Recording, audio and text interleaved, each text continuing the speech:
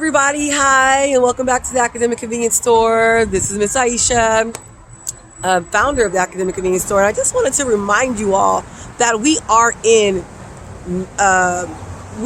National Reading Month. And so in my previous post, I invited all of you to join us at the Reading Roundtable. And so I'm out here and I run across this really cool box here, and it's called the Little Free Library. Take a book, share a book, and it is a nonprofit organization. Now, it's not the first time that I have seen the Little Free Library. I have actually, I see them all around town. I've seen them in people's yards. I've seen them just like in the front of someone's house, off the sidewalk.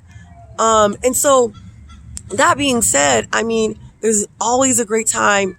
There's always an opportunity to pick up a book and read. And so what I like about this one is I found like a lot of cool little sets of books. Let's check it out. See if I can get a good angle. But yeah, it's literally like full-on sets in here. Like 3 sets of Joey Pigza, Swallow the Key, a National Book Award finalist. That's probably more for like your lower grade. I would say 2nd, 3rd grade level. And then maybe even 4th.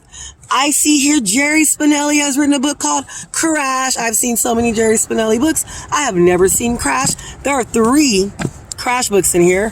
So hey, that could be a part of the Reading Roundtable. I've seen, oh my God, there's a whole set over here. Oh my goodness. Look at this. This one's called 1,000 Splendid Suns, a novel by the author of The Kite Runner. I have no idea who that is. I have never even heard of this book, but there are several sets in here. Most likely this is for your, I would say your high school level, maybe early college level students. It is a New York Times bestseller, and it looks like it's, it says 1,000 Splendid Suns is a breathtaking novel set against the volatile events of Afghanistan's last 30 years, from the Soviet invasion to the reign of Taliban, etc. So look, I mean, come on, we have enough here. We can host a lower grade, a middle school grade, and a high school level readers roundtable. And so, oh, look at this one. Look at that, the 100 penny box. So this looks like a pretty cool one, especially we're now in we're also the month of March is known for Women's History.